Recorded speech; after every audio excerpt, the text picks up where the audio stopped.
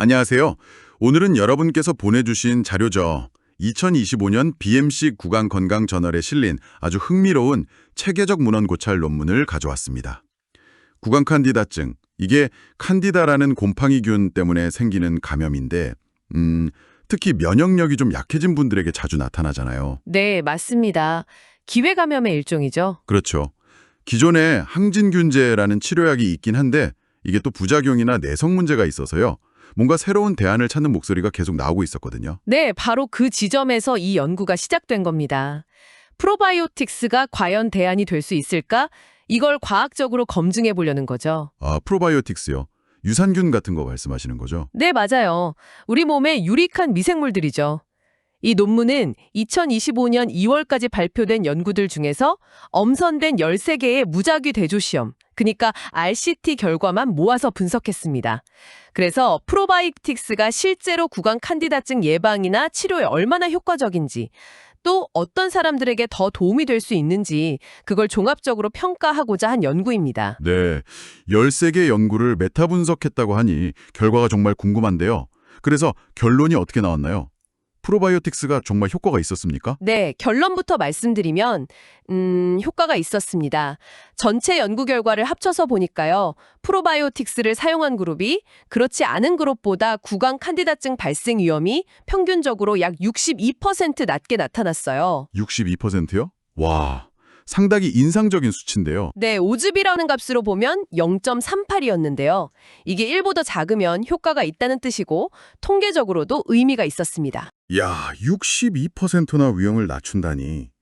근데 이게 혹시 모든 사람에게 다 똑같이 나타난 결과는 아니었겠죠? 뭔가 좀 더 들여다볼 부분이 있을 것 같은데요. 아, 네. 정확히 보셨습니다. 그게 사실 핵심인데요.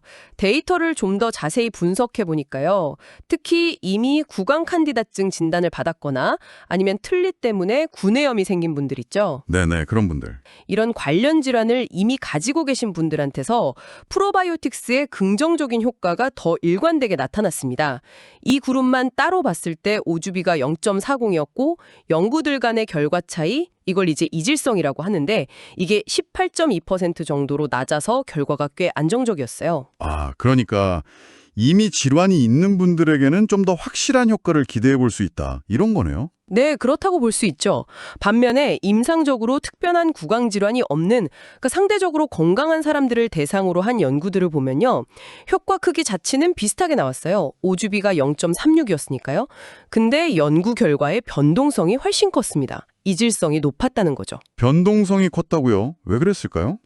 여러 가지 이유가 있을 수 있는데요. 각 연구에 참여한 사람 수가 다르거나 참여자들의 특성, 아니면 저희가 미처 파악하지 못한 다른 전신질환 같은 것들이 영향을 미쳤을 가능성이 있습니다. 아까 참여자 수 말씀하셨는데 혹시 연구 규모도 결과에 영향을 미쳤나요?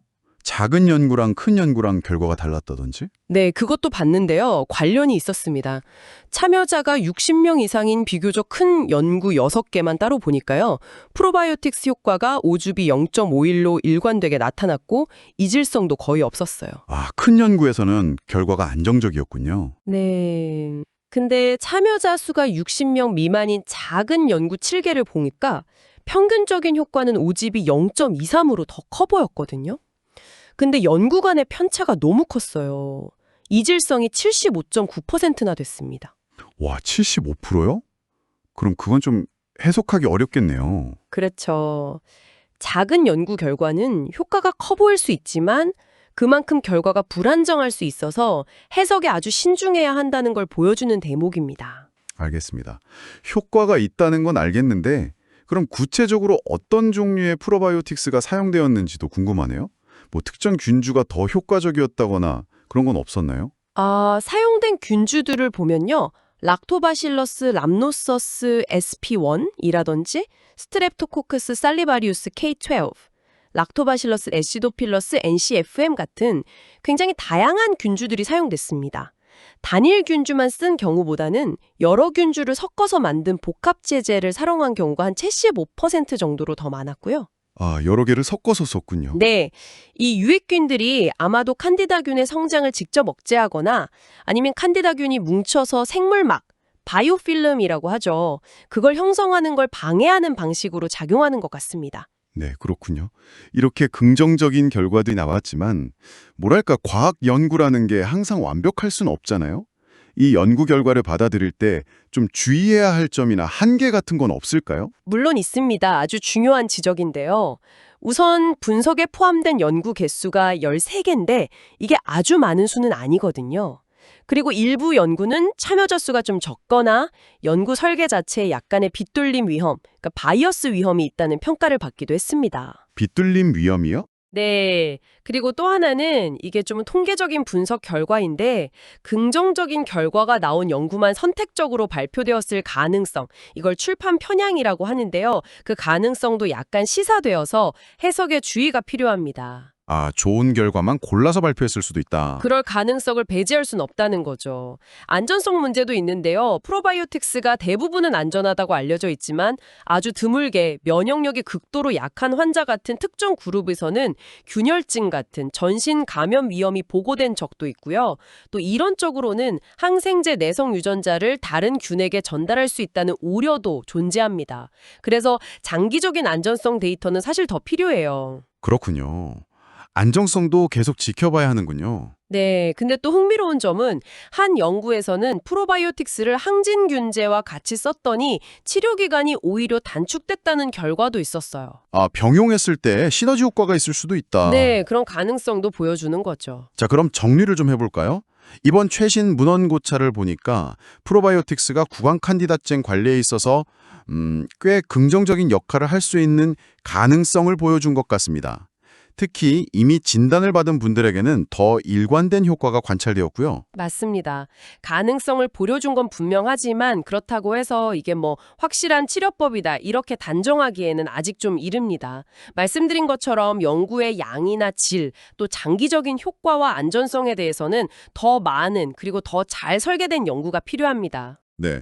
따라서 만약 여러분께서 구강 칸디다증 문제로 좀 힘드시다면 프로바이오틱스가 하나의 잠재적인 보조 관리법이 될 수 있다는 점은 알아두시면 좋을 것 같아요. 하지만 이걸로 기존 치료를 대신하거나 마음대로 중단하시면 절대 안 되고 반드시 의사나 치과의사 선생님과 먼저 상의를 하셔야 합니다. 네, 그 점이 정말 중요합니다. 그리고 마지막으로 이런 질문을 던져볼 수 있을 것 같아요.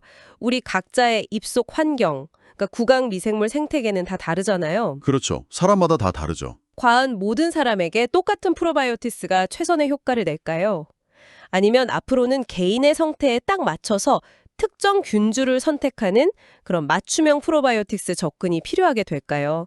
아마 이 질문에 대한 답을 찾아가는 과정이 앞으로 이 분야 연구에서 굉장히 흥미로운 부분이 될 거라고 생각합니다.